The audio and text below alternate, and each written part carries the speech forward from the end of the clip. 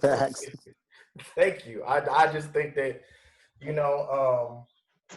I wish that we had my white boys in here so we can ask them about being pro-white. Do they think that, are they pro-white, one? And then what do they think about black people being pro-black? I would really like to know that, because I don't know. And that would have been interesting. I think it would have been interesting, especially because I got a couple white boys who are, To the right. Okay, you got it. Yeah, like they, you know what I mean? But like, they're good people. It's just our views are different. You know what I mean? Yeah. And like, I would want to know, because, and I'll just say this: I think that being pro-white is inherently racist. And that's my view on it. I don't think that being pro, like, Royce's wife is Russian. If she's pro-Russian, that's not racist.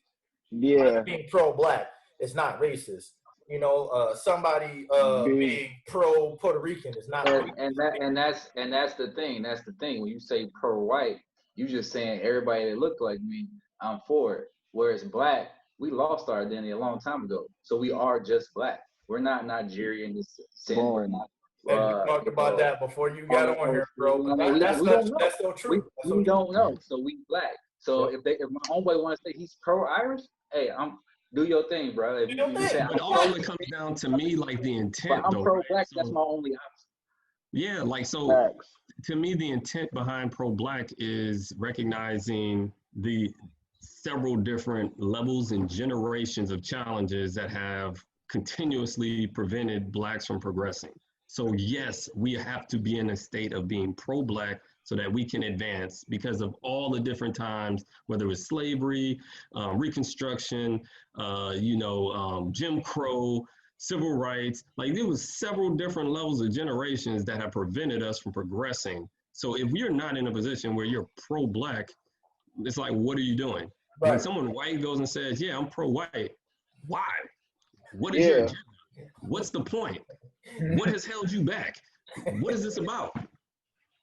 You know what I'm saying? Like I couldn't understand if someone was like, yeah, man, I'm pro-white. Like, for what reason? What? Right. What for? What?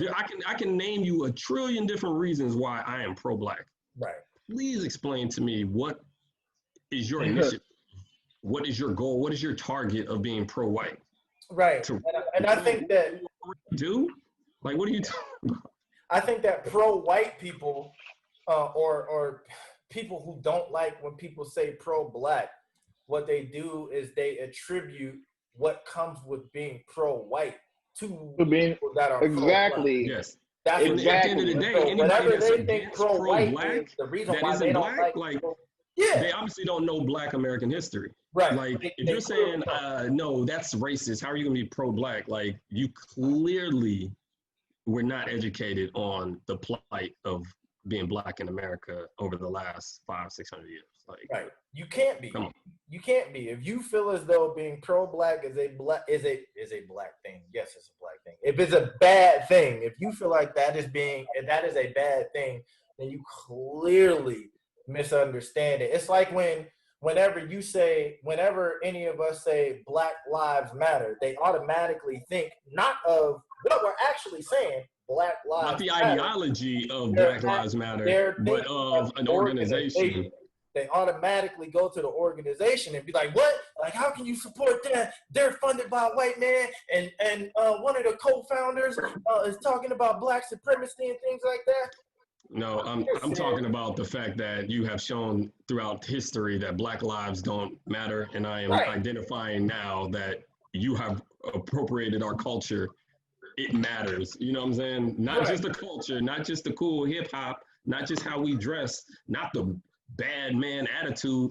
Like, no, Black lives matter. Exactly. And so they automatically go there. But all lives matter. That's not what history has shown. Yeah, it's so frustrating because they'll automatically be like, oh, you support that. And it's like, well, what do you think that is? When I say Black Lives Matter, what do you think I'm talking about? And if you don't know, then instead of just being like, oh, I'm a black supremacist and I support this and I do that, why not just ask me? All you got to do is ask me, like, yo, what do you think about this? And like, where are you at with that? And you know what I mean? Like, instead of doing all of this other stuff that really shows who you are as a person, because it doesn't show who I am, it shows who you are. Instead of doing all these things, why not just come and have a conversation with me? You know what I mean? Ask me what I'm talking about. Ask me where I'm at with it. Ask me how I feel about it. You know, and then whenever they say pro-white, I automatically think that, you know, they're racist because white is a race. And then with white being a race, that comes with a superiority complex. And then that superiority complex comes with how they built American society based on the caste system, which is what Cici just taught me. You know what I mean? Like, so all of that. So whenever I hear anybody say, oh, they're pro-white, I automatically think like you're a racist. And now you have to prove to me otherwise, because you're supporting something that is rooted in the oppression of people that don't look like you based on the color of their skin. So I can't I can't sit up here and give you the benefit of the doubt and say, oh, you're not racist because of this, when you're saying something that all races, at least the white ones, all white races have said at some point. That is the motto of the Ku Klux Klan. You know what I mean? Like, you know, and so many other factions of people who seek to keep white people and the white race as a superior race. They say that. And so I automatically have to be like, I don't think that you're for any type of equality or any type of just sane equal system for the people who don't look like you. You know what I mean? So I really wish that I had them on here. Do you think it's beneficial that we're so divided in so many different groups, or do you think that it's better if we all form underneath one banner? So the reason I say different groups, so you got Black Lives Matter. If you join Black Lives Matter, since one of their leaders supposedly said that they're black supremacists, now your label is black supremacy.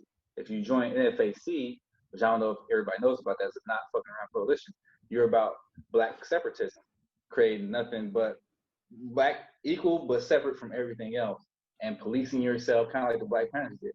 Or if you promote Antifa, you're literally your whole mindset is to be neo-Nazis, Proud Boys, all those guys. But I feel like their thought processes are not all aligned, and that is making them so easy to like be attacked by the media because their views are so like spread out.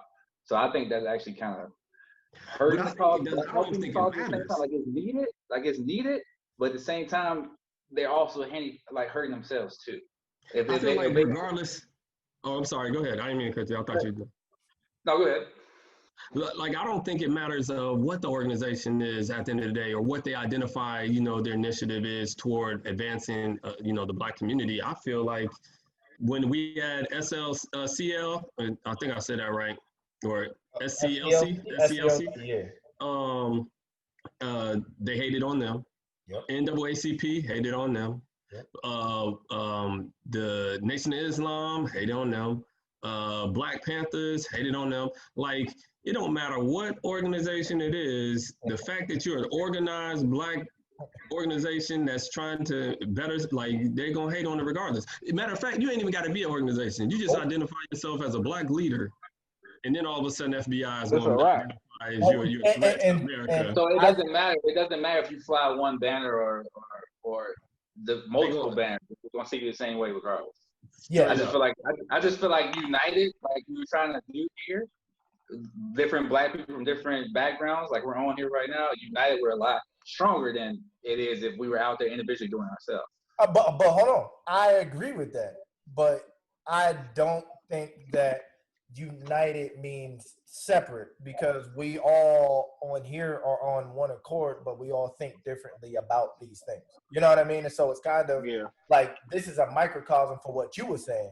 So you could be united and separate still. Yeah, I definitely think that you can. You know what I mean? Like, we can have different ways that we want to go about the advancement of Black people, as long as we are all on the page of advancement of Black people. And I think that it's also important, AJ, that you talked about leaders, because I really think that it's important that we do not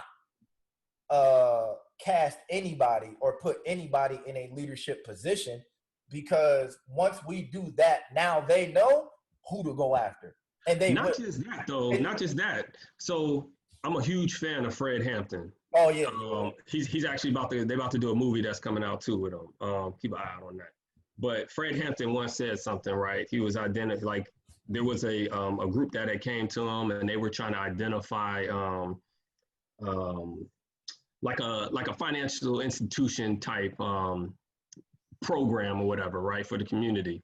Right. And Fred Hampton, is over here like, well, we need an education program to go along with this. And they're like, nah, we don't need the education, man, because we go with education. We're going to be running that program. He's like, no, because at the end of the day, if there's not an education program that's put with it, then anybody can go into that role and do whatever they want, because nobody understands how this program is running or where the money's going to or this or that. So it's very easy to slide somebody into the leadership role and then be corrupt, right, and then ruin that whole program. You know what I mean? Yeah. But if you got people that are educated on what the program's about, how exactly it should be functioning, then you can have people. So that's why I feel as if we go and put everybody into one organization and then we identify that hierarchy within that organization, it's real easy for the leadership in that organization to get corrupt. Where if you have other organizations that are under the same kind of initiative, we all got the same kind of target, just different ways of going about it, but we're kind of policing each other along the way. I think that helps with trying to keep people from corrupting the overall program. You get what I'm saying? Yeah, I agree with that, and I think that that actually is a really good point in terms of how does the saying go? Absolute power corrupts absolutely. Corrupts absolutely. And like if once you understand that if you put somebody in power, now they have that power to do with whatever you put them in power over what they please with whatever organization that is. And I think to Royce's point, we should be separate entities that are trying to do separate things, but I think that we should have representatives from those groups speaking to the other groups to figure out who is doing what and where this is happening at and how this is going. The reason why I said what I said about the leadership and not electing leadership because they go after them is you can look at every Black organization in history and look at the leader, and they are not here. It doesn't matter who it is, who you want to point to. My favorite person of all time is Malcolm X. I love Malcolm X. He was killed. Some people might say whatever they say, you know what I mean? But he's not here. Martin Luther King, dead. A lot of the leaders of the Black people. Huh? You got Jesse Jackson and Al Sharpton. Nobody ever really considered them the leaders of the Black. Right now, I would say it's probably Louis Farrakhan. Well, yeah, right now. But I'm just saying, like, they made it through, but yeah, they did. There's also a history of them, people saying that they were corrupt, or they found different avenues to kind of get money on the side. So I mean, people. And to your point, Bryce, I agree with that. I agree with that. So to counter your point, do you hear Jesse Jackson or Al Sharpton speaking on Black issues in terms of the prevalence now? When it appeases them or when it promotes them, yeah. They're not Black leaders. I'm not saying they are, but they were labeled at a point. In the 60s, they were labeled as that. They were right alongside Martin King and them. But like I get what you're saying. I get what you're saying, that we shouldn't have just one head over all Black people, because then he can get corrupt and then we all screwed. But at the same time, there has to be some type of leadership change or something, so we can bring in new people, younger people, so they actually have some type of growth tree to go to or go through. If we don't have any type of structure at all, that's detrimental as well. Yeah, and that's to me the benefit when you think of like like a corporation that has board members, right? The board members are there to help police the organizational leaders. They're the ones that's supposed to, help to identify who would best be in that position, if they're not doing what they're supposed to do, and things like that to help that policing. But I don't know if we're quite there yet, I definitely think that the communicating between those groups and clearly defining what their plans and goals are so that the community understands it too, but I don't know. We still working on it. And I think we're getting there. We progressing, but not quite. Yeah, we ain't there yet, and I think that's why, conversations like these and any other conversations that we're having, or posts that you writing under, or whatever the case may be, all of that type of stuff is important. You know what I mean? Because it's all about the fight. And if you're not fighting, then, they're winning. You know what I mean? And so as long as I have the wherewithal to continue to push for the things that I want, now I might be in the wrong in certain aspects, and somebody might have to come to me and tell me like, hey, you're doing that wrong. Like, or, I feel like there's a better way to do it. And we have to be comfortable with the type of criticism that may come with that. Because I think a lot of times we as Black people, once we start doing something, we don't want to hear anybody telling us anything negative about what we're doing and how we're doing it. Yeah, I think that's an American thing in general, yo. Well, like, it's definitely it's excellence in all we do, right? If you say anything against what I'm doing, man, it ain't excellent. So like that's what it is, man. But I don't think it's beneficial at the end of the day. It's just not like, you should be able to take some criticism. Yes. And there's also power in how you give that information too. Some people be like, man, I can give it any way I want. Like I can just, tell them they ain't shit and they gonna take it and get better. Nah, like there's emotional intelligence behind it too. You need to do it in a way that's gonna be receptive. Right. And I think that's where knowing people and knowing how to interact with people and things like that come into play, because the things that I can say to my sister are not the things that I can say to my brother. I can't say them to her in the same way that I can say them to him, and vice versa. You know what I mean? And and it's just understanding that however we get there is not going to be perfect, but we don't need it to be perfect. We just need to get there. And as long as we get there, then that's the goal. But I think that and me and Blake, he ain't on here no more, but me and Blake talked about this last week. He was talking about, as long as we get to a place to where we're equal, it doesn't matter how long it takes. And I think that is harmful to Black people, because as long as we are not equal, they will continue to harm Black people in the process. You know what I mean? Right. And until we get to a point to where we are equal, we have to fight for it, because who knows, we could get there quicker. You know what I mean? If they see that if they see that we're really serious about it and we really want to fight for it, and this is something that we're not going to let go and we're not going to drop, and this is, like we are dead set on this, then yes, they could be willing to acquiesce to some of our demands before they want to. They could also go the other way and decide, like, no, we're going to push back even harder. But because we're fighting, we won't be adverse to that. You know what I mean? Because we're already in fight mode. You know what I'm saying? So as long as we at that point, then I think that's good. And I think that Royce, your point about Jesse Jackson and Al Sharpton only speak. No. When it appeases them, I agree with you 100%, because you do not. Hey, yo, man, I don't mean to, cut this short. I'm gonna have to head out, man. But it's been an honor to get to holler at y'all and have these conversations, man. And hopefully, I get to holler at you guys in the future and some of the other topics too. Yeah, definitely. But y'all have a great one, man, and y'all be safe. Now too. You too, brother. It's always great, man. All right, bro. All right, Brent, I'll holler at you. Yeah, we'll holler, man. Sorry, bro. Okay, well, Royce, since I'm talking to you. No. But I think that you got Candice in here as well. Oh, So Vega's on I'm here. not just talking to me, you know.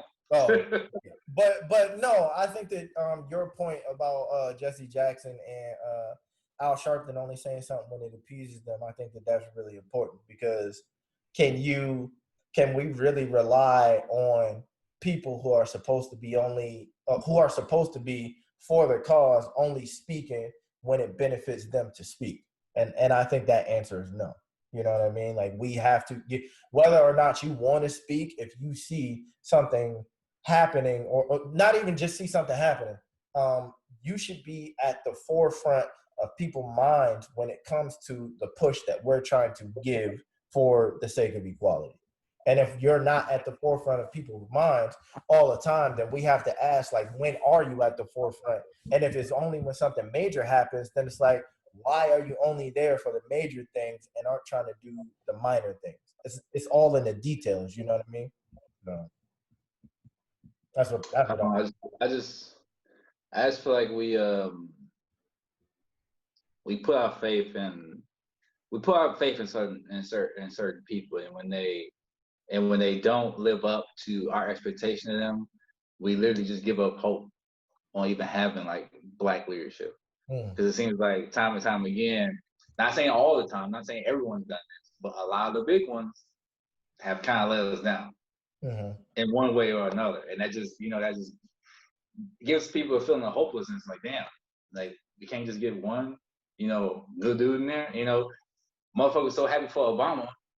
And Obama wasn't the best president. He made a lot of mistakes, but a lot of that wasn't his fault. But he opened the door for Kamala Harris to even be VP. Yeah. You know what I mean? They let America know that Black people can do it too. You know what I mean? Like, yeah, we had to do a lot more hurdles to get there, and yeah, he wasn't perfect, but compared to George H.W., Bill Clinton, Donald Trump, and that motherfucker was Jesus.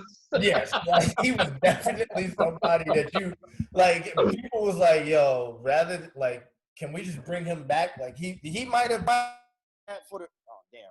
I didn't see nothing. I haven't heard anybody will pull up a reg or pull up a law or anything saying that he can't be part of the cabinet. I mean, I know he may not want to, because those 8 years aged him like 30 years. Yeah, he did. He looked so young coming in. He looked so warm, like you could tell. And I'm gonna get his book and I'm gonna read his book. But they said in his book, the presidency put a strain on him and Michelle's marriage. Like, you know what I mean? Like, in a major way. And I believe it. You know what I mean? Like, well, they didn't show it. No, they didn't. And I think that's something to be commended to. You know what I mean? Yeah. Like, you never would have been able to know that him and Michelle was going through it unless they divulged the details of what the hell was going on. You know what I mean? You saw what happened with Bill and fucking Hillary. I mean, shit. Bill was Bill. But you know what I mean? Like, and Hillary was Hillary. She was fucking killed. I mean, but like, in the grand scheme of things, what we have to understand the power, and Cici has said this the last time, like, government does less for us than other entities, and we just don't understand that. You know what I mean? Like, we think that, because we have Biden in office, things are going to change and this is going to be that much better. And it's like, well, no, not exactly. That's not 100% true. I think that's the problem with relying on one person as a Black leader. Like Obama, I was going to use him as an example. Like, when he got out of office, everyone lost hope because he couldn't deliver for Black people. You think he's a president of Black America or America? I mean, that's the expectation that was irrationally placed on him. And I think that it's important to not try and get a leader, but enlighten yourself. You don't rely on schools to teach us Black history. They actually taught us the lack of Black history in school. True. So we have to enlighten ourselves and educate everybody else around us instead of relying on somebody who will fail to deliver. I don't think Obama failed. I think a lot of what he wanted, just like with Biden and Kamala, with like something like the mental health act will get pushed back. And that's what happened with him. He probably wanted to do a lot more than he did. And he Oh, didn't. don't get me wrong. Don't get me wrong. I don't think Obama failed at all. I just say he made mistakes just like No, everybody I know. else. I'm saying that I think for the people that do think he failed, where is your rationale in that? Right. Because he doesn't just govern Black people. And I think we got excited for him to be in office and expect him to do a lot for us when he has to govern an entire nation of people. And I think the way to push forward is to get rid of that mindset that we need one person to do it. We have Antifa, we have all of the NAACP, we have NOI, we have all these organizations. We can form more. We can still have different routes to get to the same place. And I think it's important to know that you can assemble by yourself and still have a meeting of the minds and agree on the main point. How do we as a people progress? Antifa is for the progression of Black people. NAACP, when it's done right, is for the progression of Black people. NOI for sure. We have all these different organizations. It's okay. The problem is that you have organizations and individuals who put each other down in the process. NOI did not like Martin Luther King for a while, and because they wanted different things. And so I think that it's important that we don't put other organizations or individuals down. Like Candice Owens is a perfect example of that. Oh gosh, go ahead. She's a Black conservative Republican, whatever, and she has a very bad habit of putting Black people down when they don't see things her way. When in reality, we're trying to get to a way that's a lot better than the way she almost seems like she's kissing ass to get to a position where she can say the things that she says. We're not going to kiss ass to get to a point of progress. And that's the issue that I have with people like her. Is not her in and of herself. She's one person. She doesn't affect me. But people like her making these egregious statements about Black people who don't bootlick and who don't dance for massa and who don't subscribe to a certain viewpoint, she'll put them down. And I can't stand when people do that with Black people who don't agree. But and the crazy thing is that she'll actually say that what she's doing is for Black people while at the same time downing Black people for not agreeing with what she's saying. Like, and that's the issue. Even with progressing as a whole is not just politics. Even with dating, like Royce, you said you were in Alaska and there wasn't a lot of Black girls. And then you said, and they weren't all dimes. That's not important. The fact that you dated Black women and none of them met your romantic needs is all that matters. You married someone outside of your race. She makes you happy. You make her happy. That's fine. Nobody's putting down white women for not being dimes. You know what I mean? Like, however we get to what we need, romance, politics, economy, finances. If somebody as an organization or an individual doesn't meet our needs, fine. Don't deal with that person. Killer Mike is opening a Black bank. I'm gonna try it out. If it doesn't work, I'm not gonna go online on Yelp and bash this nigga. I'm not gonna do that. He tried. He's doing something a lot of people aren't doing. He's taking his resources and doing something beyond just rapping.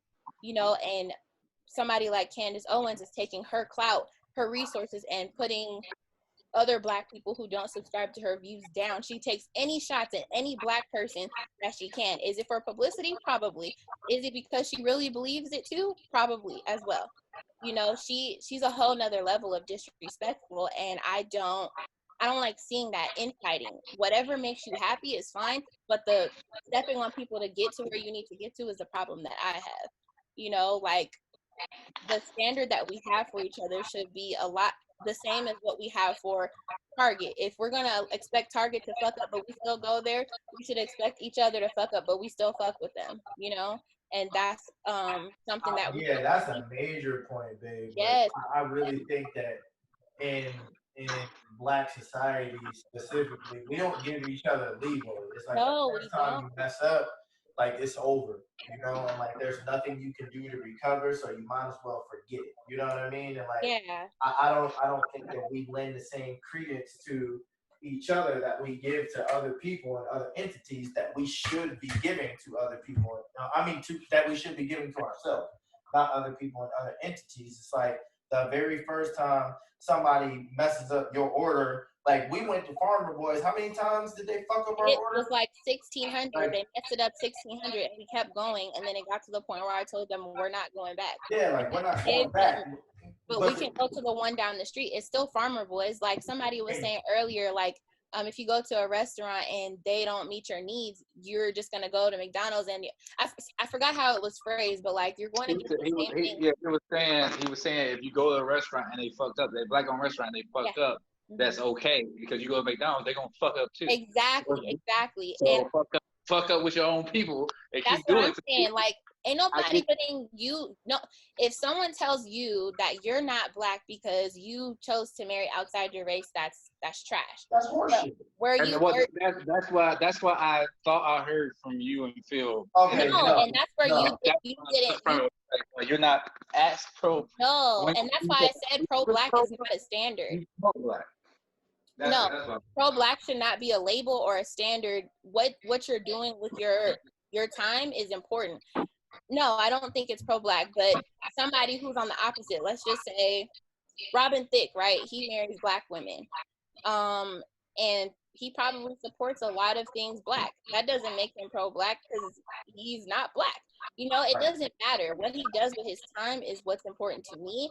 And I think that here's the difference. If someone tells you you're not black, yeah, turn your ears off. But someone else was saying earlier about like, let it be constructive. It's not always going to be pretty when you discuss things like that. If you turn your ears off and you don't rebut with, well, this is what I'm doing and this is what I'm doing, you're not giving yourself a chance to be like, look, I might not be your label of pro-black, but this is what I've done to support my people. My wife is whatever she is. She makes me happy. It has nothing to do with what else I'm doing in my community. This is what I'm doing. So I think you're doing a disservice to yourself by not even, if you turn them off, you're not even giving them a chance to know what else it is you are doing to shut them down. Because at the end of the day, being pro-black is a lot more than who you marry. It's a big part of it, but it's also about what you're doing with your time too. And I think a lot of people fail to realize that. Like Omari Hardwick, he is a huge advocate for the black community, and so is his wife. She's also white. He probably posts more on her Instagram than he does. And that's something that's important. How does your spouse come with you and understand that you are the one seen as more oppressed, who is more oppressed in your community? How does your spouse ride for you? And then how do y'all ride for your people? You know, and I think the importance of that is where we fail to kind of, you know, agree. When I'm saying I turn them off, it's a dude or a female or whoever that doesn't know me, doesn't have any connection to me, come up, you know, pretty much just comes up to me and says, I'm not black because I married a white woman. Okay. I get that. That's why I turn it off. And I feel like that's my right to turn it off. If somebody came up to me and say, oh, you gay as hell. Okay, I'm turning it off because obviously that's not the case. Or like, you know what I'm saying? You know, whatever it may be, there's a false information or a false, I guess, description of me. Why should I invest anything else to their thing? Because obviously they're already thinking negative, or already thinking incorrectly, or they intoxicated, whatever it may be. They feel a certain way. I'm just going to leave the situation. I have friends come and tell me, you know what? We don't like the fact, or I don't like the fact that, you know, you chose a white woman. I feel like he had nerve to say, I feel like Asians, if you're going to date outside your race, I feel like Asians belong with white people. What the hell? And Hispanics belong with black people. If you date outside of your race, you should go with Hispanic, not white. And I was like, that don't make no fucking sense. No, it but and then I had another friend tell me, you know what? You a good dude. It just hurts me. You know, he's the Nation of Islam as well. He's like, you're a good dude, and it hurts me to see you with a white woman because I know you're a good dude. And my response was, so what about all the bad dudes you see with black women treating them like shit, dogging them out, cheating on them? Yes. Like, why don't you correct them? That's a great point. Like, you know what I mean?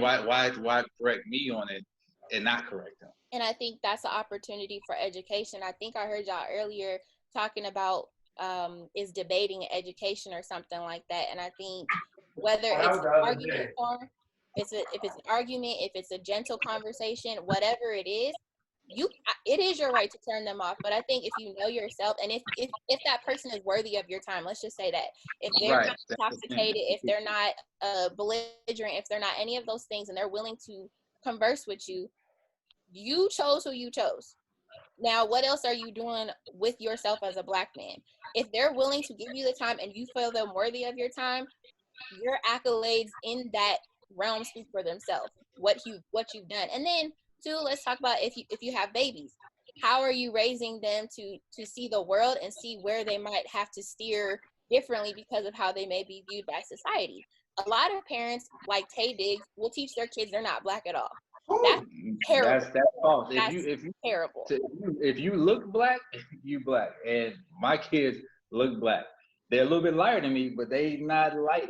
They not Chris Bouchard, Albie Shore. Thing is you know what I mean?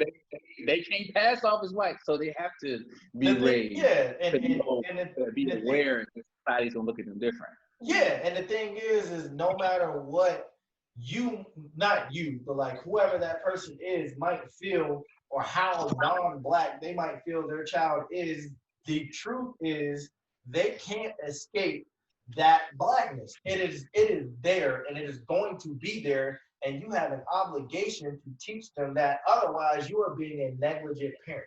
You're not teaching your kid what they need to survive a society who hates them based simply on the color of their skin. You can't do that. You know what I mean? Now you're putting your child in harm's way. So God forbid anything happens to anybody's child. But if something was to happen and they didn't know, that child didn't know, you can blame the parent because you never taught them, and you do.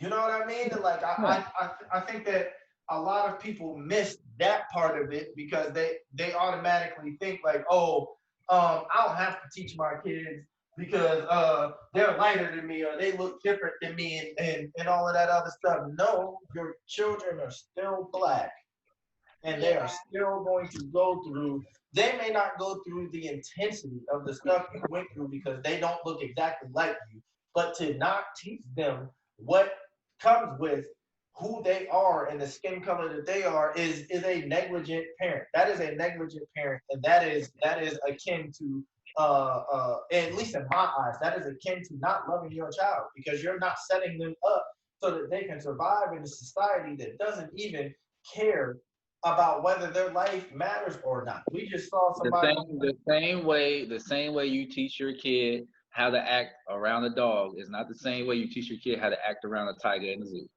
Right. And that is what it is. So you have to prepare them for the situation. And right. And if you are in those mixed couples, your kids usually they do tend to look more black than the other race. But see, here's my thing. I'm not trying to discredit any black parent that has mixed kids, but I feel like, and this is just an assumption I have, and maybe it's just in the celebrity realm, but I find a lot of times that people who are mixed that have black moms tend to be more celebratory of their blackness than people with white moms, like Diana Ross's kids and Lauren London and somebody else.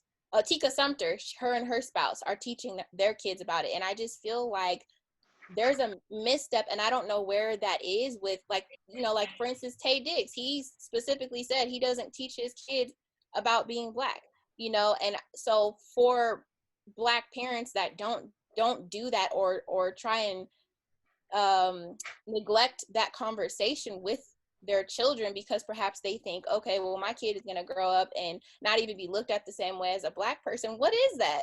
Why would you neglect that part of you just because your kid doesn't look like you, because you're black and your kid doesn't look as black as you? Why would you still neglect to teach them about that experience?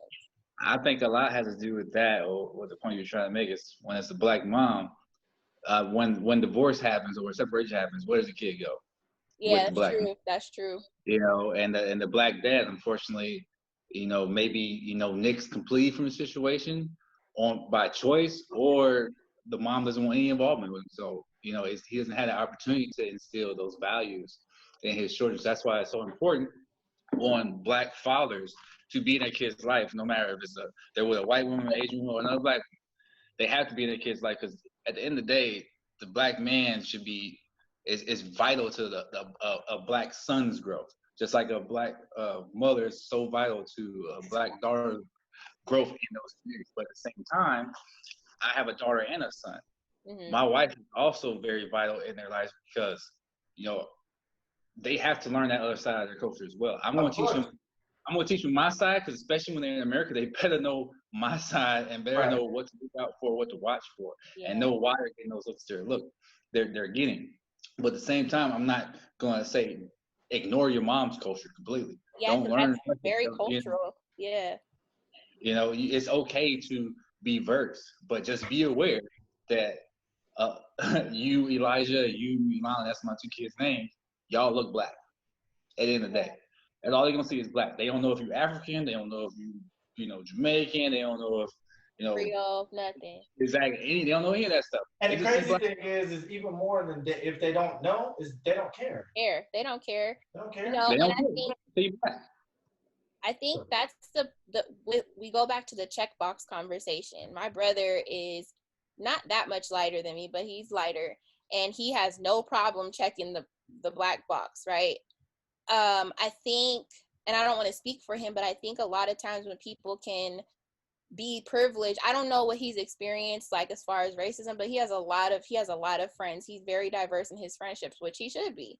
But I think because he could walk in a room and people won't see him as threatening as somebody that was as melanin rich as Phillip, they would not assert the same type of stigma, or I don't know the right word, but the same type of prejudice towards him, because he's more of that acceptable black. So there's no problem checking that black box. And that's, kind of leads back to the conversation about kids. It's like, yeah, you should celebrate your heritage, both Russian and black. But sometimes I think they neglect to do that. And then they grow up thinking that they don't have to worry about learning their blackness because they know they're an acceptable form, I feel like there's more pressure on me. Yeah. Because I'm in a mixed relationship to instead and then another man who's in a same race relationship. There's more pressure on me instead of my kids than them. It's like when you and Phil bring a child into this world, I feel like his teaching those lessons in his kids is gonna be a lot easier, a lot quicker for his kid to pick up because he has two black parents than me trying to do it. But at the same time, that's true. And they can fall back on your wife's kind of privilege if they wanted to, but you have to instill keep both eyes open, celebrate both sides of you, but make sure you know what comes with your father's side of things. And the biggest thing I want to say about her is the fact that she is Russian. She's not white American. The stigma that we think of when we think of white privilege doesn't necessarily pertain to her because she's from Russia, but she grew up in Germany, and I don't know how much you've delved into that history, but Germans and Russians do not get along, and she got treated like shit by other German kids. When she comes here, though, will she have that privilege? She still looks Caucasian. Well, when she comes here, because she's lived in Vegas before, she lived there for 5 years. As soon as she opened her mouth, they automatically, oh, she's foreign. Like they literally categorize, oh, she's foreign. They're so far away, they think white, but as soon as she opens her mouth, they treat her as foreign. Her bosses who are white treated her as foreign. Treat her no different than they did the Mexican girls that worked beside her, or the one black girl that worked with her, because she wasn't them. Like, yeah, you look like us, but you're not us. The same way we kind of look different, when it's an African business versus a black business. Like, yeah, you from Africa, but your people over there didn't necessarily endure the same struggle that we endured over here, day in, day out. So, like, our culture, our beliefs on things are gonna be a little skewed. The same way as that's how white America look at those foreigners as well. White America, they like America.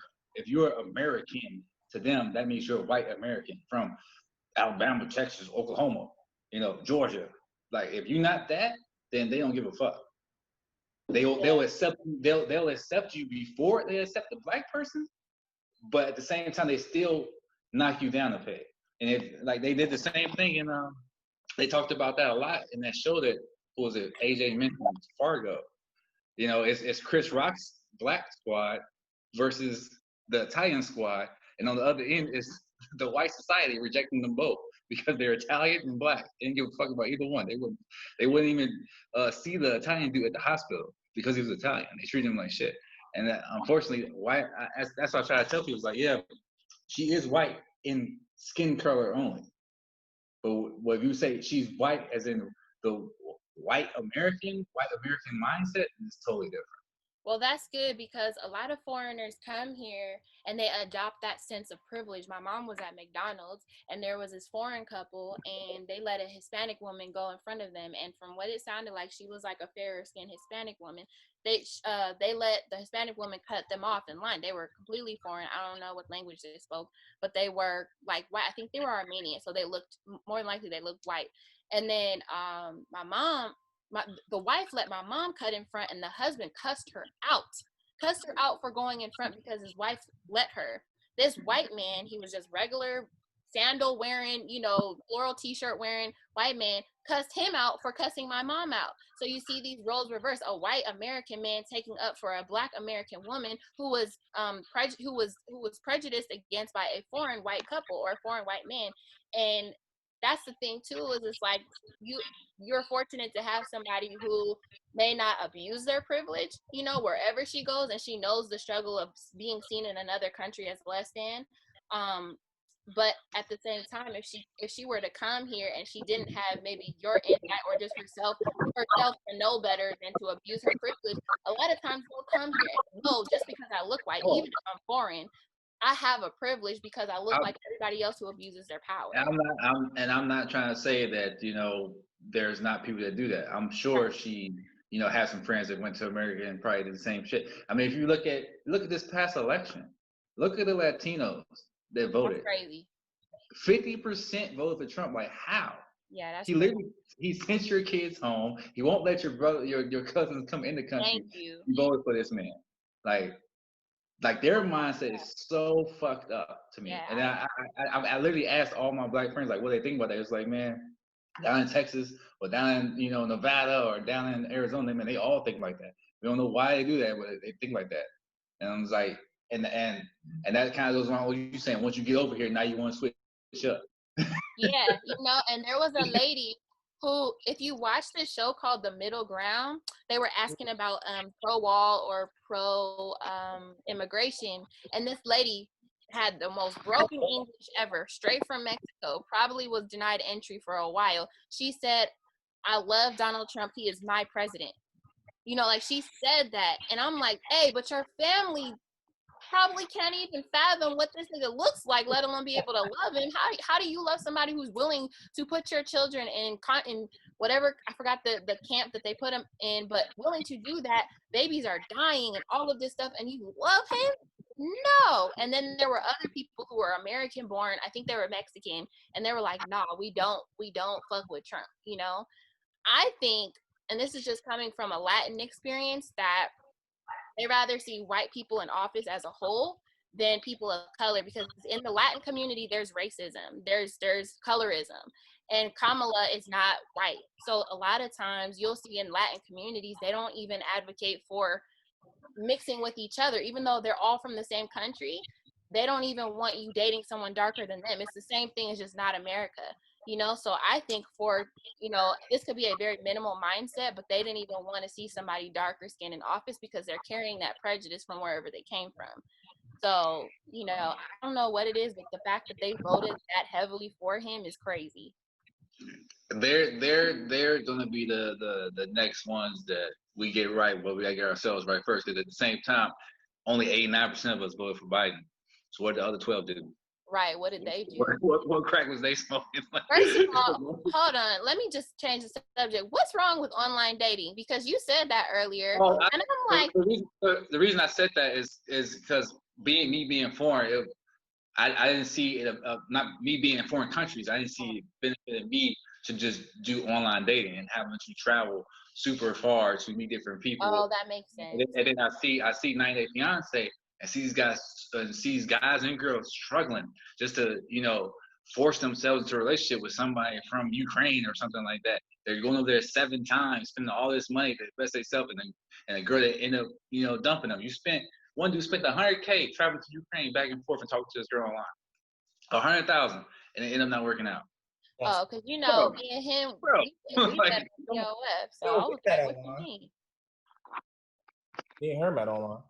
Yeah, that's why I was like, hold up, wait a minute. But no, I get that. If you're always on the go, then you're not in one stable place to really facilitate an online relationship, and then you don't know where they at. You meet somebody local. I got that, and I got what you were saying about the black businesses. Me and you had talked about that before. You know what I mean? And it was like, you can't, like, nigga, you in Germany. I mean, Italy. Who the hell got a black business in Italy? For real. That's all I'm saying. Like, do I have to do everything online and pay those fees? You know what I mean?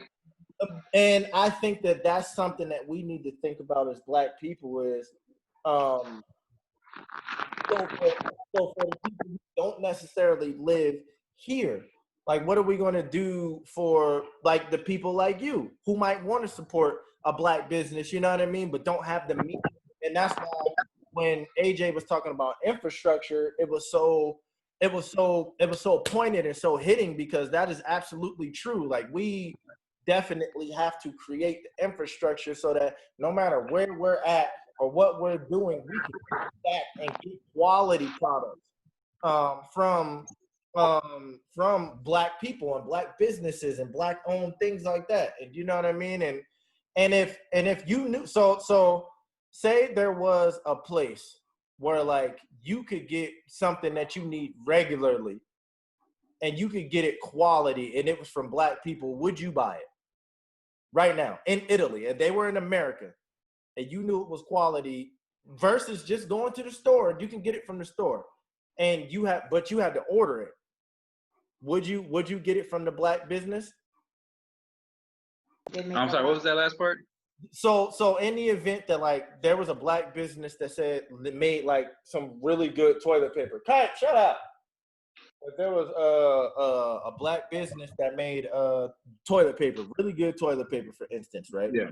He was running low, and he was like, "I need some toilet paper," and you knew this black business made exceptional toilet paper, but you had to get it delivered.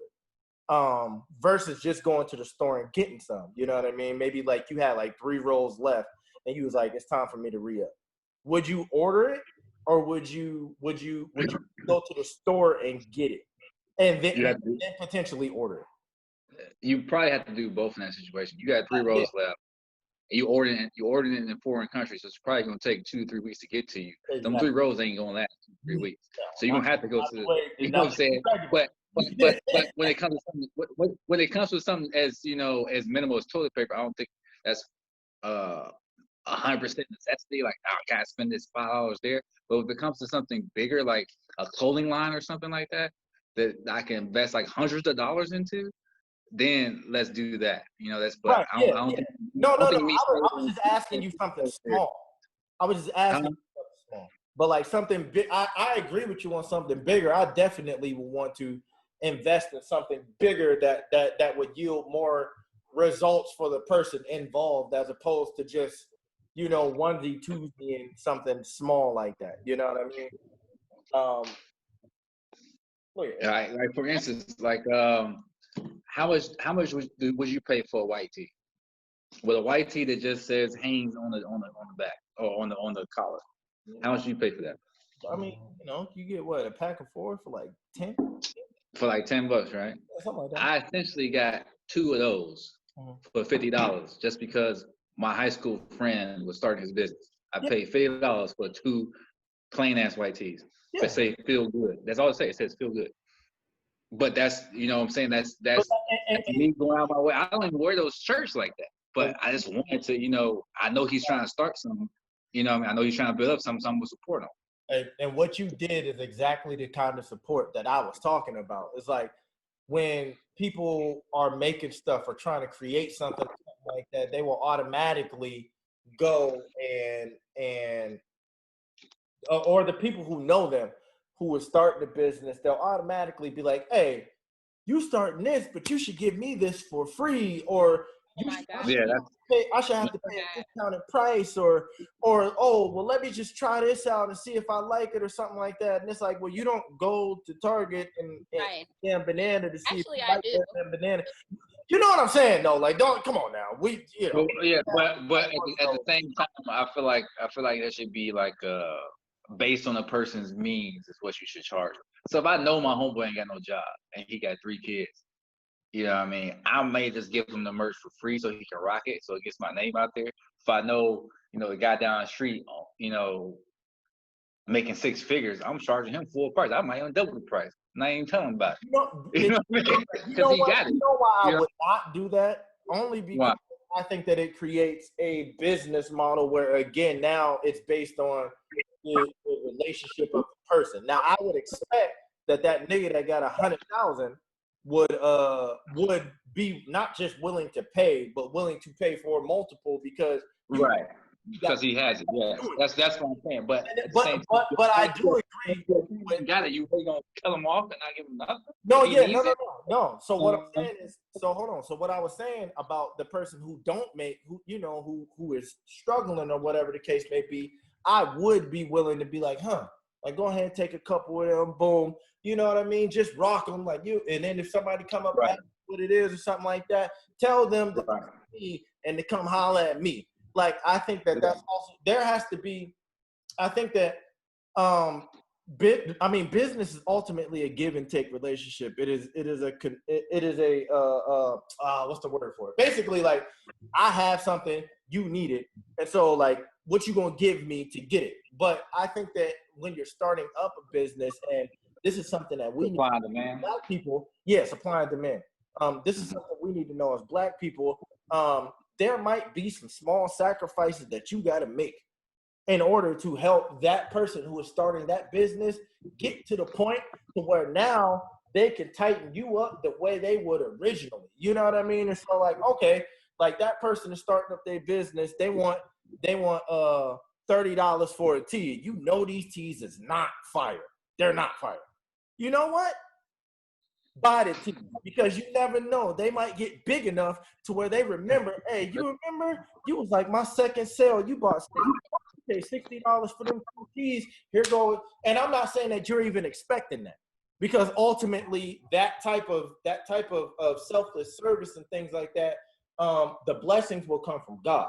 You know what I mean? But like, who's to say that God may not put that on that person to be like, because you did this for me, and therefore they give you that and provide you with something like that down the road. Now they may not, and if you're doing it looking for that, then you're doing it for the wrong reason. But sometimes you might have to sacrifice. You might have to give stuff away where you didn't want to give stuff away, or you might have to pay extra for something that you know isn't worth that much. That is the price that we gotta pay to get our people to where we want them to go. But what's crazy is that actually, I know I talk about this ad nauseum, but I just love the idea of Black flourishing and Black thriving, Black Wall Street. They did that back when we were thriving in our own community separately from everyone else. We would do that. We would have some type of like barter system where, like, if you didn't have the means to outright pay for it, okay, Mr. Charles, you can't afford, that bottle of milk from him, go work in the back and do what you got to do. If you buy some t-shirts, right? So let's talk about, like, if you buying a t-shirt at high price, this is what I did. I wanted to start like a series of designs for a business, and I went to my local t-shirt store. It's not owned by Black people. And I was like, okay, how much for a bundle of t-shirts? Plain. I'm not even going to get anything on them. I said, do you have any business cards? They said, yeah.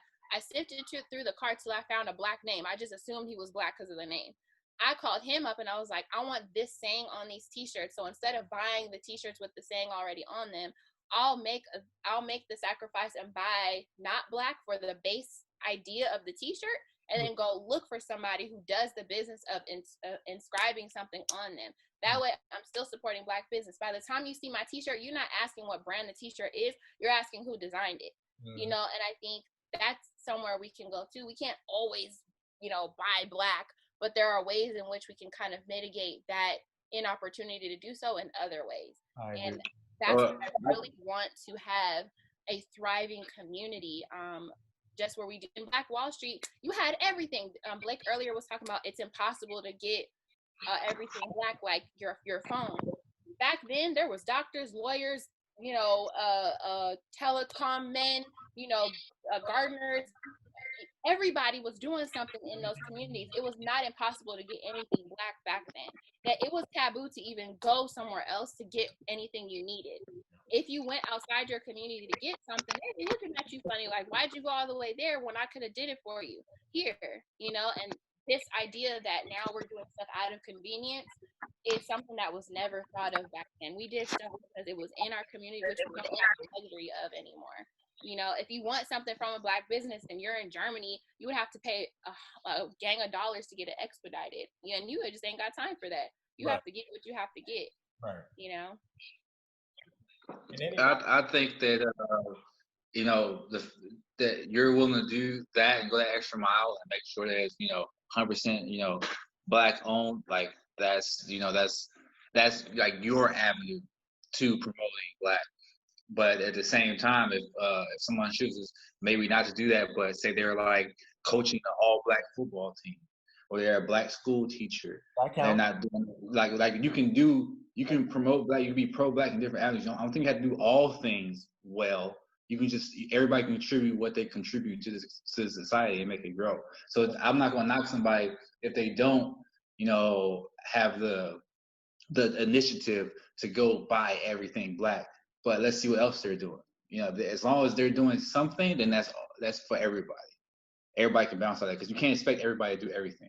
I can't expect you to go teach, you know, at the local or the closest HBCU, teach courses, buy everything Black, open up a Black business, and, you know, do hair out your house. Like, it's impossible to do all of those things. But what can you do? What is in your, you know, your control?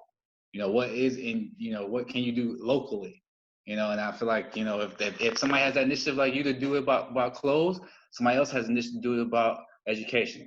Somebody else has an initiative to do it about health. Somebody else has an initiative to do it about economics. So I'm not going to knock anybody they don't do all things.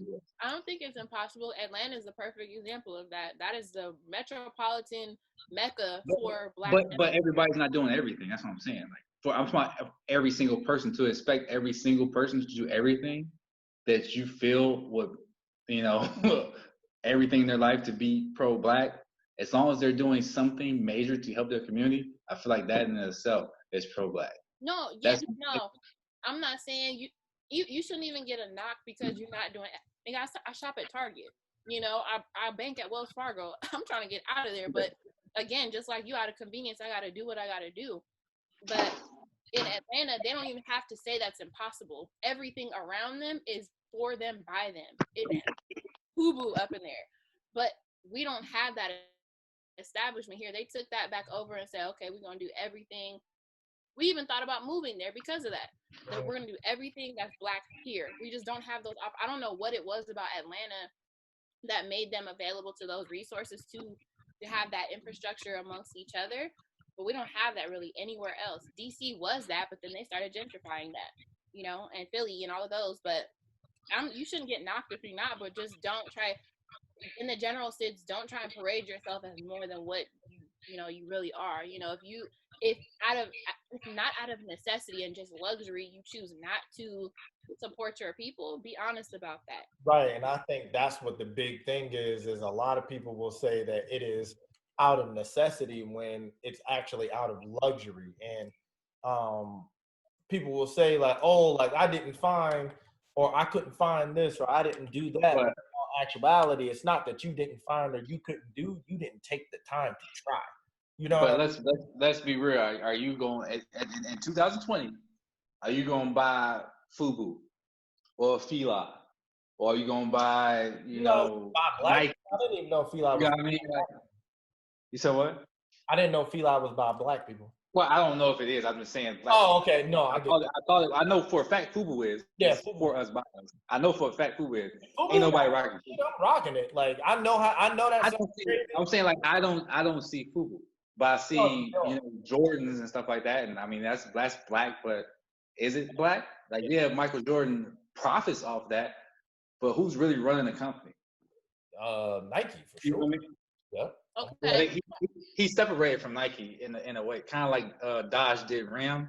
And yeah, Ram is separate. It's like it's a Dodge, but then it's not a Dodge. Exactly. That's what Jordan did with his brand. And like, yeah, his name is on it, his face is on it, but he's not running the ins and outs day to day.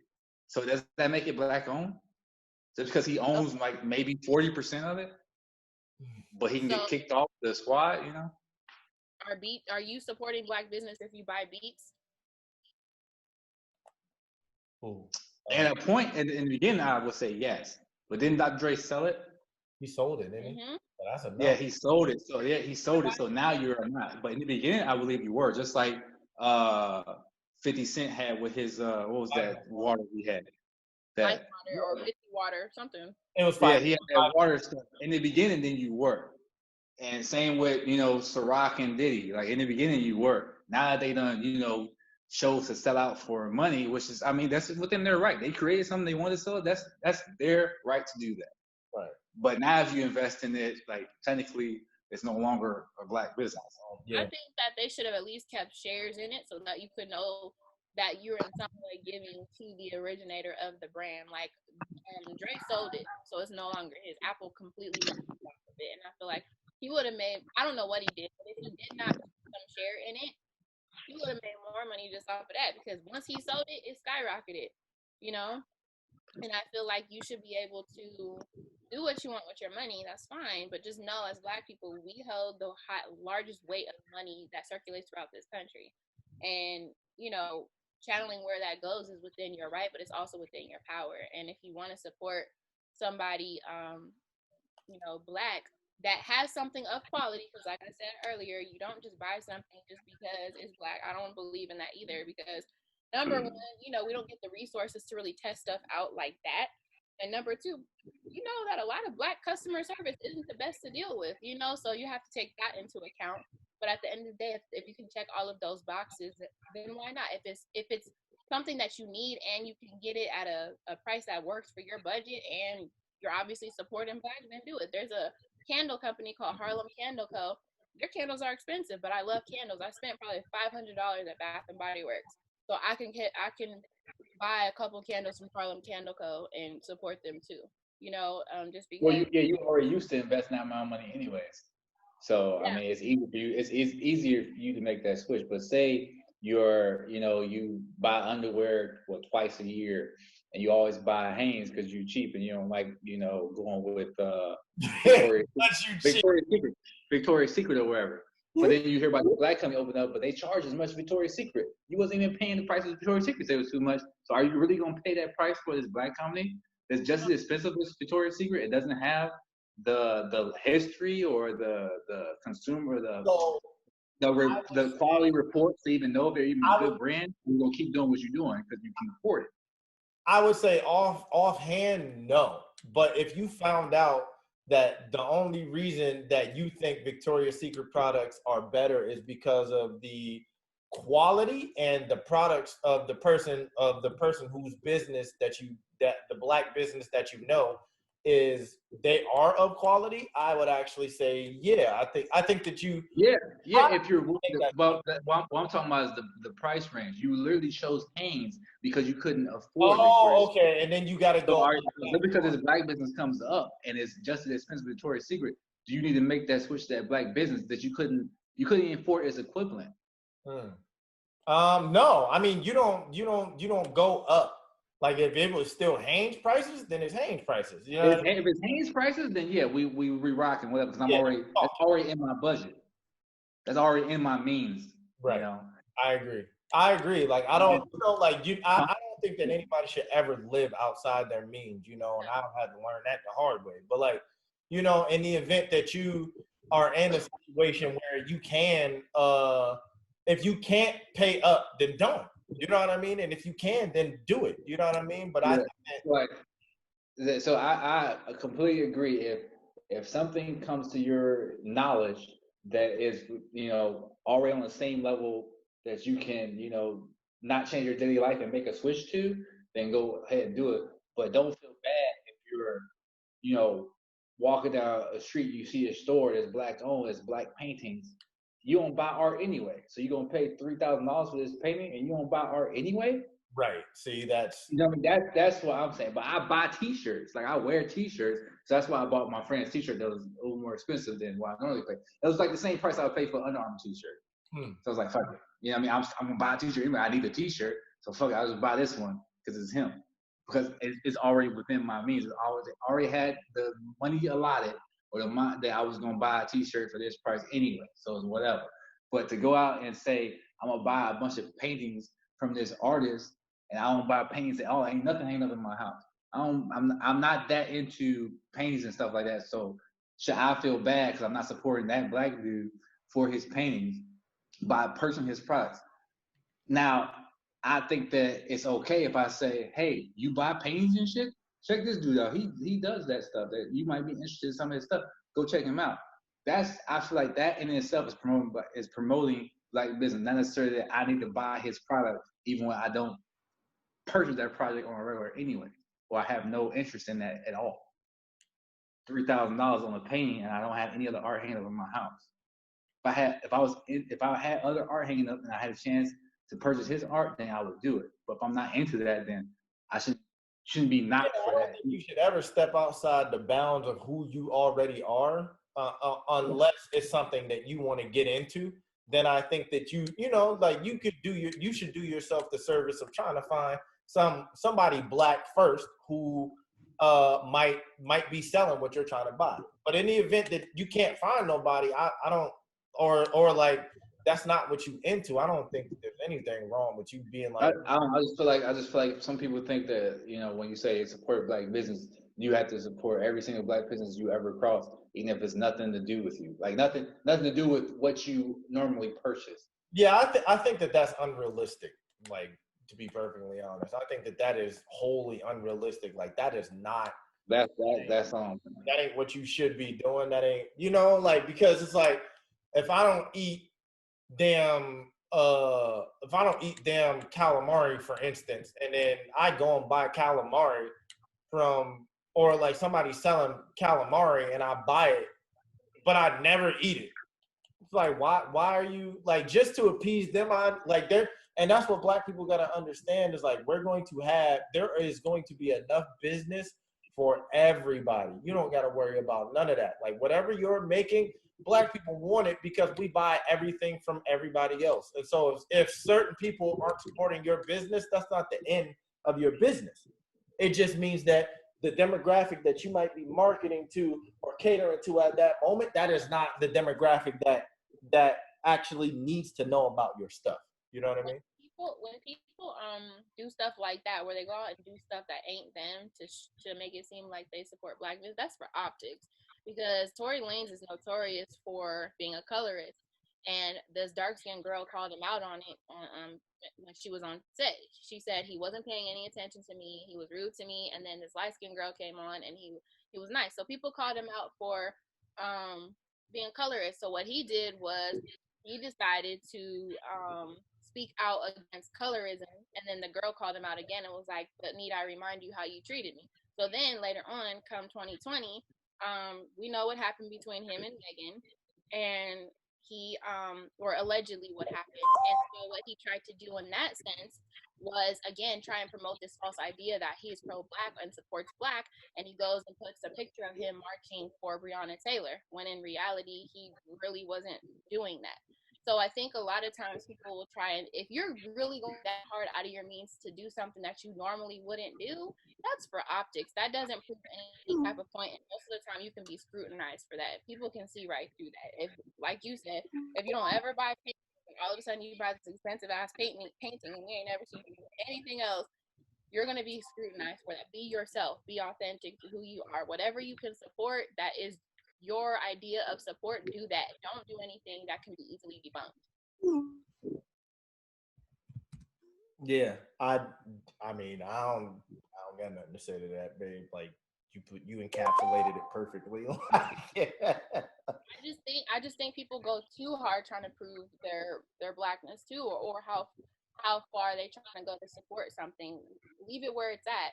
Yeah, like if you don't support, like what we were saying, it's like if you don't support it, you don't support it. If you do support it, then go ahead and support it. You know what I mean? But like if you don't, then don't fake like you do, because then the fakeness is only going to show people what they should be thinking about you in the first place. You know what I mean? Like if I don't rock with the color orange. I love y'all. If y'all made orange t-shirts, I'm not buying one. I don't like the color orange. No. This goes into our conversation about the dashiki. Well, I mean, if you only make orange T-shirts, you ain't gonna sell to many people. But even when people wear dashikis, do they really know what they're wearing? Like, they don't. They don't know what the colors mean. They don't know what the imagery means. They're just doing it because there's this wave of being your African authentic self. When you was born, you know, on 113th Street in Inglewood, like, to me, you putting something on like a dashiki, fine, celebrate your heritage, but be able to answer questions when they come up. Right. Because you ain't ever worn a dashiki before, and now all of a sudden you're wearing them, and me and you had this conversation, babe, like, celebrate that, but know exactly how to answer that. If you buy a $3,000 painting that is from a Black artist that exhibits Black art, that's fine. But just know if someone asks you about that, you should be able to speak with passion about that. Even if about art in general. Yeah, because maybe that piece really spoke to you and it put you into like wanting more Black art. Maybe that was your very first piece and you really felt it. And now you should be able to discuss it in depth. And yeah, you love art, but you love this type of art most. It should be something that even if it's your first time doing it and you've never done it before, there's a passion, authenticity behind it. Or you can be like a DNC and just wear dashikis and do a dance to get Black votes. Right. That too. That too. You know, like when I bought my dashiki poncho, I actually looked up what a dashiki was, the colors, and what the colors meant and all of that, and I found out that the ones that we should not be wearing are royal blue, purple, and white, because all of those are ceremonial dashikis. Any other colors don't matter. Like, you can wear any other color, but if you're wearing royal blue, purple, or white, those are all for different colors for marriage, and they symbolize different. So it's not split up by different countries or tribes. At least from what I saw, no. Because I looked up dashikis and where they are. I think I still got the link. I'm not sure, but I'm gonna have to find the link and send it to you. But from what I saw, it wasn't split up by tribes, and what I saw was mainly that it's actually not like specific to one part of Africa, but they use them all over Africa, and that the colors are what's important, not like the print or nothing like that. You know what I mean? Not the design. Yeah. So like if you see anybody with a royal blue one, a white one, or a purple one, they better be going to a wedding. Then they better be able to answer the questions about what that means. Because I went to Azusa Pacific, a white schools. You know what I mean? And there was this white girl with a dashiki on, and I was on the phone with you, babe, and I was like, "Yo, why did this white girl got on this damn dashiki?" She was like, "This how you know she a thug." She was like, "Go ask her about it." And I was like, "What? I don't know this white girl. I'm not gonna walk up to this white girl." And she was like, "No, like if she got on the dashiki, she should like she said, you should be able to answer questions and all of that about it." And I was looking at that poncho, and that's what she told me, and I was like, you know what? I do need to know this. And so for anything that is outside of my like they were saying something about like, oh, Black people appropriate cultures too because Black people wear like Diddy wore a kilt or something like that. And I was like, I mean, if you can ask Diddy about it and he can answer it in a way that let him know what the heritage was, then by all means. But if he didn't, then that's kind of the same. That that puts him in the same frame that puts that white girl in the dashiki, and it's like, why are you wearing that? And that has nothing to do with your culture. First off, it's a skirt. My nigga, like, what? Niggas ain't wearing skirts. Second off, like, okay, like if you wanted to wear that for show or whatever, that's cool. But like, what does that actually mean? I mean, do you stop every white girl, white dude, when you hear them bumping Lil Wayne or Van or you know what I'm saying? Like, why you listening to that? You don't know what broke in the crack epidemic. You know what I mean? Like, you ain't sold no peace. I mean, that's true. So that's true. But what I will say to that is, while I may not stop them, one, I know that our culture is worldwide, and so no matter what the hell is going on, people don't look like, huh? All I'm saying is, like, that white girl could have been white American, and then in that case, then she could have been just wearing it just for the wrong reasons, or she could have been South American. They a lot of white people over there. Like, you know, she could have. I mean, South African. She could have been South African. You don't know. Yeah, so if you would have went up there and talked to her, you might have, one, understood why she's wearing it, or two, been able to see that she's wearing it for the wrong reasons. Yeah. Did you ever go talk to her? No, I never went. I didn't know her, and I didn't see her again in it. But I had resigned myself to be like, yo, maybe I should go up and say something to her. And she was the only person that I saw in a dashiki on the campus, actually. And honestly, a South African white person can probably tell you a lot about Africa that you may not have, known because you don't live over there like they do. They're from there. They're from the motherland. I'm just saying, it could have been a learning experience for you as well as her. Yeah. You know what I mean? Like, she would have been aware, like, okay, maybe if I wear my native stuff over here, maybe it's not going to look good to the black people over here. So let me not do that anymore. And for you, it's been like, oh, I didn't know that about South Africa, blah, blah, blah. I didn't know that the white people over there or in that city were so, encapsulated in the culture of that. Right. You know what I mean? So it's like, it could have been a learning experience for both if you went over there and just said something to her. She wasn't going to punch you. She wasn't going to fight you. So I know she was scared of. It wasn't that I was scared. I know. You didn't want to be rude and just draw a scene. You just want, Yeah, like off putting down. Like, so say she was in my class, I would have said, yeah. You know what I mean? Yeah. Like, you in my class. Yeah. Why do you? And you probably would have scared the shit out because you like 6'2", big as hell, walking up to her. You probably scared the be aware of that. So like, instead of me walking up to her, I probably would have like wheeled my chair over there, like something like that. You know what I mean? So like, that's the type of shit. And that's actually a really good point. That's the type, like, me and you are tall black men. That is something that we really got to be aware of. We are big, you know what I mean? And like, in being big, even though we don't have that type of nature, we could come off intimidated, especially. That's the problem. Is like, you have to qualify yourself. Just because I'm big, I'm not scary. Why do you have to qualify yourself? Bitch, if you're scared, that's your problem.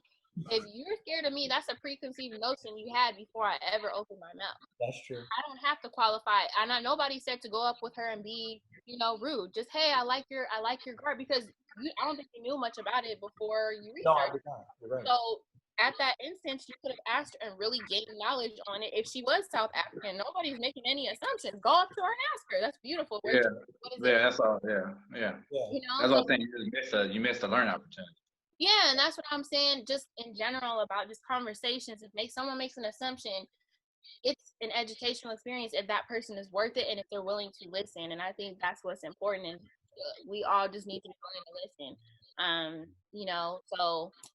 But see, people, as far as the music goes, that's global. Everybody listens to music. Can they say nigga? No, I don't think they should. But if they want to listen to Kendrick, fine. If they say nigga in their own car, I can't stop them. Oh, man. I can't stop them from saying, nor am I going to. If it's within earshot and I'm offended, yes, I will. I've done it before. But as far as them being in their own comfort of their own home, in their car, whatever, I don't give a shit. You listen to whoever you want and reap the consequences if you're around the wrong people. But that's completely different from someone wearing something very cultural. Our shit is cultural, but it is exuded worldwide. The dashiki is very narrowed to parts of Africa, and parts of it that wear those colors and those designs.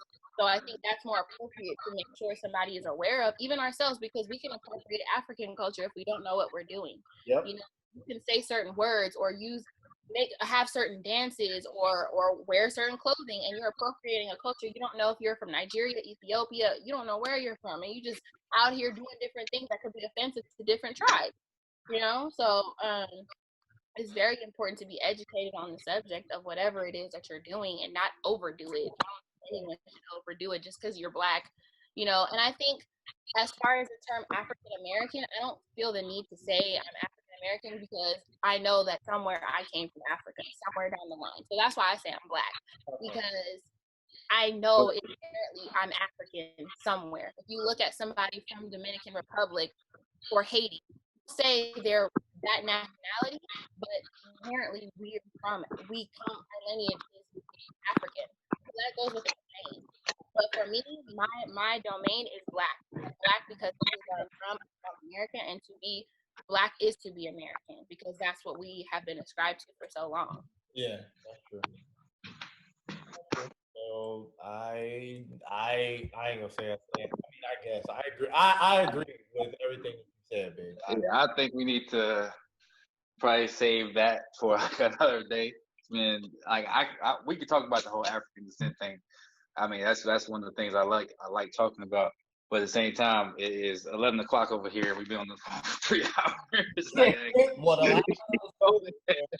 But I appreciate the conversation, and it got heated at times, but it was needed, you know? It ain't you know what? It ain't nothing wrong with that. I used to honestly be like, I don't like arguing with the people that I care about. I don't like that, but like. What's crazy is 12 years ago, me and you never argued. Now we argue like every time we talk. and to be perfectly honest, that is so true.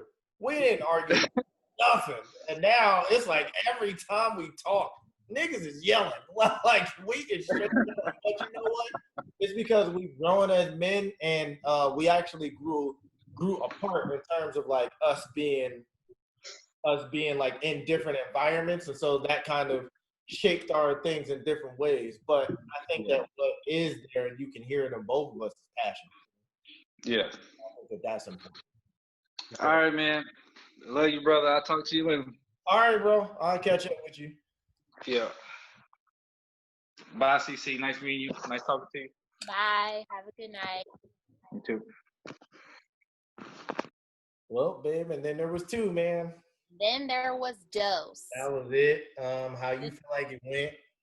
I felt like it went good. I think it was on me to sit back and listen more, because being pro-Black, and Royce made a solid point, like a lot of times when parents separate, the child goes with the mother. And so I don't know how many people in the forum, you know, besides Blake and yourself, I don't know how many people were just with their mothers, but because I was the only woman, I didn't feel the need to dominate, to show myself. I felt the need to listen, because being pro-Black, I think is imparted a lot more on men, Black men, to come to terms with, because of our dynamic, our family dynamic, and the fact that you were blessed with a mother who loves her Blackness, and Blake blessed with a mother who loves her Blackness. And, you know, I don't know everyone else's story, and I'm sure that they were fortunate enough to do so, because they were willing to be on this forum.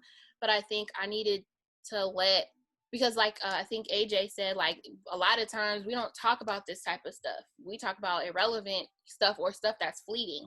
Yeah. And so to have a group of Black men and women discuss things that are a lot more substantial, I was okay with sitting back and listening. I didn't need to assert myself unless I absolutely felt like it. And there were times where I got mad, and I didn't want to come off without listening first. Instead of jumping in on Royce for the things he said about like Black women not being dimes, because I was going to go in on him for saying that. And then about dating online, I was going to go in on him for saying that. And instead of doing that, I took a step back, and I'm like, okay, well, let's clarify everything and let the conversation fester more, and then speak on those things, because you don't want to, it's okay to be passionate, but you don't want to come off aggressive for no reason. Nobody was being aggressive to nobody. There were times when obviously it got heated, but there's a difference between that and being aggressive. And I didn't want to come off, not because I'm a Black woman, but simply just because I didn't want to come off as irrational, or, you know, like I'm not listening or not willing to. So I think that's why I was a little more quiet today, is because of those things. And I feel like the conversation was amazing. Well, good. I'm glad you enjoyed it. I felt like the conversation was great. I enjoyed the conversation. I enjoyed the banter, and I enjoy all of that. So anytime anything like that happens, or, you know, we get into a situation where we can discuss these type of things, I'm all for that type of stuff. You know what I mean? And I feel like I learned a lot. You know. Yeah. I also feel like I said my piece. I stood on my pedestal. Yeah. But, I stood my ground, not on my pedestal. But I said what I felt, and I stuck to that, and I did not allow But it allowed you, because we can feel the way we feel about being pro-Black, but it gives you insight into those that don't subscribe to the manner in which pro-Black would traditionally be seen, and it gives you insight as to why they don't do certain things that would be considered with pro-Black, like your friends in the military. It's hard to imagine someone needing something from a Black, and I would have never thought of this, someone needing something from a Black business in a whole nother country. I'm gonna be in Germany or wherever and have to wait 3 weeks for shipping. No, I need what I can get now. If I go inside of a store that has Black products, however, then that's where we can discuss what we're supporting. But yeah, like I would have never thought of like, oh, and then online dating, like you want to meet somebody, you want to have a relationship. Online dating is not necessarily for you when you're always on the go. And see, I would have never been amenable to that until this, because I always had it made up in my mind, like, okay, everything seems to be about convenience. Where's the effort? Okay, well, if I'm always traveling, I need somebody who can foster a relationship with me in person, because I'm always moving. Being online, then I develop a liking for that person. Where is that gonna go?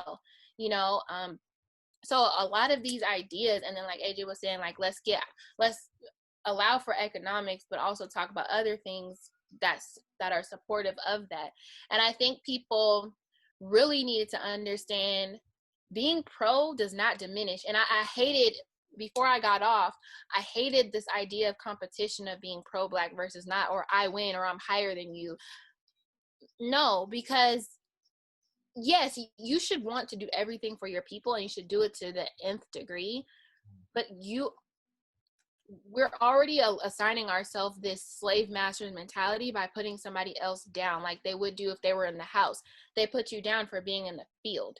So if you didn't do what they did, or if you were a house nigga, you were put down by the field slaves because you probably didn't work as hard, you know, even though it wasn't by choice that you worked that hard, you didn't work as hard. We can't put each other down for doing things differently. And being pro doesn't make you greater than or less than, because you can be pro with the most. Yeah, and I agree with that. And they were trying to say that. Yeah, they spun it a lot, they, and they were trying to pigeonhole me into saying that, like, me saying that you can do all this stuff and not be with the Black woman makes you less than. And that's what I was trying to say, is like, I'm not saying that you're less than. I'm saying that we are on a different wavelength. I'm not saying that I'm more Black than you, or I'm more pro-Black than you, or you're more pro-Black than me. And I think that that's where they thought I was trying to go with it, but I wasn't. I was just saying that, like, okay, that's one facet of you that is not pro-Black. But as a Black man who cheats on a Black woman, that makes that man not, you know, me or whoever, not just the same. You know what I mean? That makes us not pro-Black as well. You know what I mean? Because like the women we're supposed to be protecting were hurting. Exactly. You know what I mean? And so I wasn't trying to say like, oh, we're on, you know, I mean, not, you know, like we're on different wavelengths and all that other stuff. And I just think that, I mean, I was trying to say we're on different wavelengths. I wasn't trying to say like, oh, you're worse off than me, or I'm better off than you, or vice versa. I was just saying we're on different wavelengths. That's pretty much. So I think the agree to disagree was the beauty of it, that everyone saw themselves as something that was an advocate for Black people in a different way, but we all agreed that we advocate for some people, and like we want to do that, like coaching Black basketball teams or going to, you know, Black restaurants, like, you know, all of those things are towards a greater goal. We're supplying our community, you know, and it's important to have that always at the forefront. No matter what you do, God tells you that you're not for yourself, you're for your community, you're for your koinonia, you're for everybody that exists like you. Justice is something God is very passionate about. And all of Jesus' disciples preached on justice. Jesus himself preached on justice and community and supporting your brother when he's down, all of this stuff. And that's the, you know, as you've said plenty of times, like as long as we're getting to the same place in terms of what we're supporting, that's the most beautiful thing about it. And at the end of the day, I, used to fight with you on what being pro-Black is. Yes, you can have a white spouse and be pro-Black. And, although I've changed my mind, your home life, accept how you treat your spouse. So whether you're a Black man with a white woman or a Black woman, how you treat her is important. But your home life doesn't always directly reflect on what you're doing in your community, because we know Martin Luther King, let's just not say we know, because we'll never really know. There are highly propagated rumors that he beat Coretta, and he had some women on the side. So now we can say, if that's true, was he really pro-Black? He had a Black woman, Black kids, Black daughter. Exactly. All that he did for Black people, but would you consider somebody who does that to a Black woman a advocate, for a pro-Black movement? No, I would say no. Someone would argue, well then, how do you know the stresses of life didn't get to him? He was doing all this for the Black community, and he got home and he had to take his frustrations out. He did it in the wrong way. But how did he get his stresses out? You don't, like, then I would say that that shows a very unnatural ability to cope, because you don't take your frustrations out on your support system. You know what I mean? And Coretta was his support system, and instead of going home and allowing her to support him properly like she wanted him to, instead he went home and beat her to take out his frustrations of the world. It should have been the other way around. Like, he should have went out and beat the world and came home and hugged his wife, Yeah, and hopefully those things aren't true. They did in Selma portray him as unfaithful to Coretta, so that might be more true than the domestic abuse. But even then, that's not acceptable. You can't go in the world and promote us and our lives and trying to preserve our lives, including Black women, and then, come home to a Black woman and make her sad, in the worst ways. And, hopefully those things aren't true. He was a resounding, icon in a lot of our eyes. He was a flawed man. Malcolm X was a flawed man. A lot of these people, they say Al Sharpton is not really for us like he portrays himself to be, and like y'all talked about, he really just does it when the cameras are on, or when it's an opportune moment. So pro-Black is such a nuanced thing, and I think that's why I kept saying, like, why does it matter what your label is? If that's all you care about is what someone labels you, why do your actions matter? Right. Why do your actions matter if you are going for a label? Go ahead. Well, see, the thing is, the only time for me that I can think of your actions and a label mattering is like when you're in a business and all of your actions led to a higher position, or in the championship, like all your actions led to the title, you know what I mean? Or MVP or something like that. I think there are select few times where actions and title matter in conjunction, but when we're fighting for a cause for our people, the label is not as important as what you're actually doing, because your actions are things that are seen and unseen. You know, like Jordan, we don't know what he does because he's very rarely reported on when it comes to his deeds. Right. And for a lot of time we thought he had a stock or some type of investment in prisons, and it wasn't him. And that goes to show you, like, we put so much interest in these people, quote unquote, that are not quote unquote for people, but leaders, quote unquote, for the Black community, and not really know what they're up to, so that's why your actions always matter more than a title when it comes to our movement. Right. And I think that in Jordan's case, because he is so high profile, that because we know everything else that he's doing, I think that we have a right to ask, what is he doing as far as this is concerned? Because we get to see everything else. We know,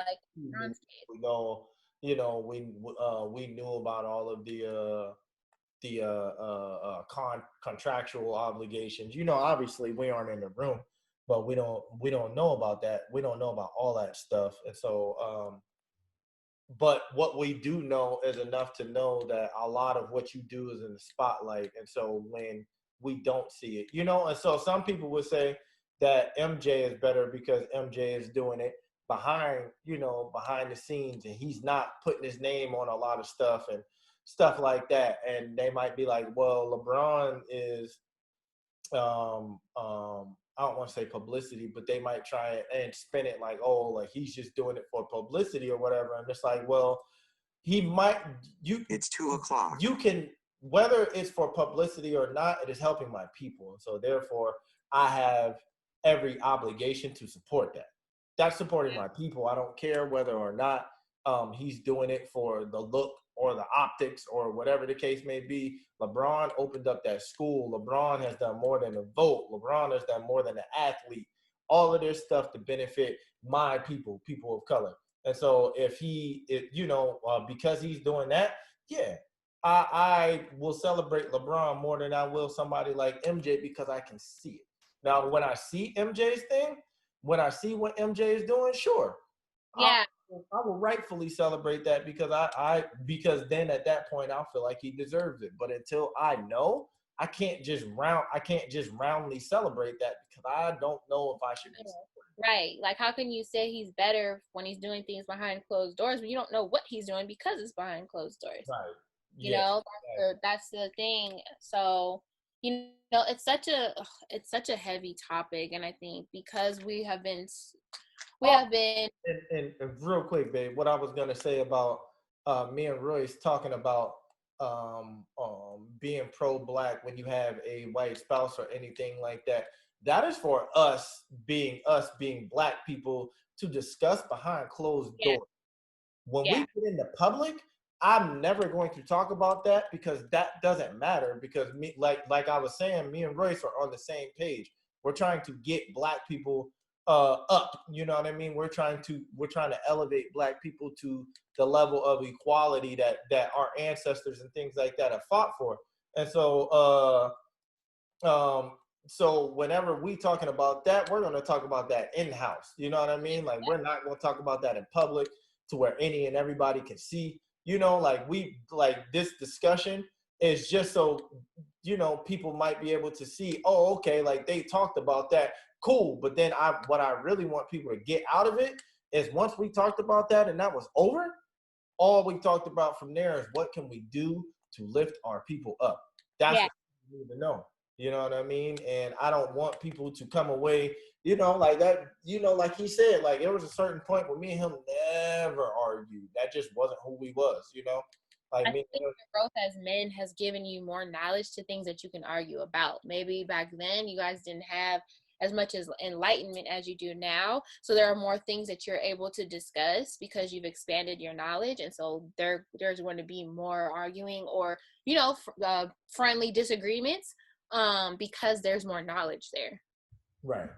So I think we've been brainwashed for so long to not care about each other in terms of everything we have going on as a people, that discussions like this, even if we don't agree, are necessary because now we care about what we're representing in our own communities. To be pro-black back then wasn't a thing. Either you were, a Renaissance man or you weren't. Either you were,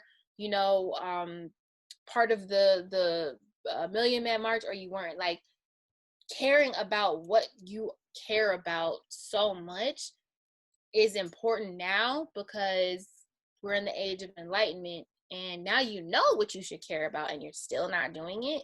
Right. So you have more knowledge than you did back then and you still not for what you should be for. That's crazy. When you didn't know, like when we were younger, we didn't know about a lot of things we know now in terms of blackness and what it meant to be black and, things like that. Now we know, and we have no excuse not to try our hardest to support when we can and where we can. Right, which is why I was saying to Royce, like, I understand about his situation, but my situation, if there's anything that I can get from somewhere else that will allow me to support my people, I will definitely do that. Of course, assuming it's quality and assuming that there is some level of professionalism that comes with that, because quality products mean nothing if your customer service is terrible. That goes for everything. That's not just one thing. That goes for anything. It doesn't have, you don't actually have to be in the customer service field to give terrible customer service. And I think that people miss that too. You know? But in the grand scheme of things, what people need to realize is in the event that you can do the research necessary to get yourself something, do that. Yep. Definitely do that. I would want to know if he was out here, would he still not make an effort to look outside his direct community for? I don't believe he said. I think he said he would make it a point to actually. Yeah, because right now it's obviously the travel factor. I'm pretty sure he said he would. He was like, yeah, like I definitely would. So okay, I mean, like not okay, but like yeah, definitely. That's all we can do is try. Like, you're not gonna just, like, for instance, if you really need something like that day, you're not gonna go around the world to try and find it if you really need it that day. If it's critical that you have it that day. If it's something you can wait for, like me and my candles, I can wait to get it from a Black business. But if it's something that's like dire and you need it and it's vital and critical and crucial, nobody should get at you because you did what you had to do. I understand that. I really don't get that. Like, I'm not gonna go without medicine because I want to get it from a Black-owned business, even though Black pharmacist or something. You know what I mean? Like, and I think that's, I think that's not it's just not realistic. You know what I mean? Yeah. So I enjoyed it. Yeah. Blake already hit me up. We just got off and Blake hit me up and asked me, he said, I'm ready for the next one. That's good. Yeah, definitely. I think I have an idea what we should talk. Oh, let's talk about it and then we'll see, because I mean, obviously none of this stuff is close to, close to change. I think we should do your idea that you had after this one, and then we'll do the one that I want to talk to you about. Okay, well, we'll talk about it offline. So ain't nobody gonna get those goods. So, I feel like this was another good one. I feel like there was some great conversation. I feel like there was good points all around. I think that, again, we got to the same place that we should have got to. And I feel like we did a phenomenal job. So Yep. Signing off. King's Court, again, remember to go on to articulationofaking.com and also BBUOP. Check out Black by Unpopular Opinion. If you type in Black by Unpopular Opinion podcast, it'll be like the first couple links. Check that out for sure. We got more stuff coming on that. Huh, Ben? Yep, it's bbuop.fm. There you go, bbuop.fm. So yeah, definitely make sure you check that out as well. This will be up on YouTube, so whenever, make sure that you get a chance to check that out. And until then, this was the Being Pro conversation. So we'll catch you guys next time.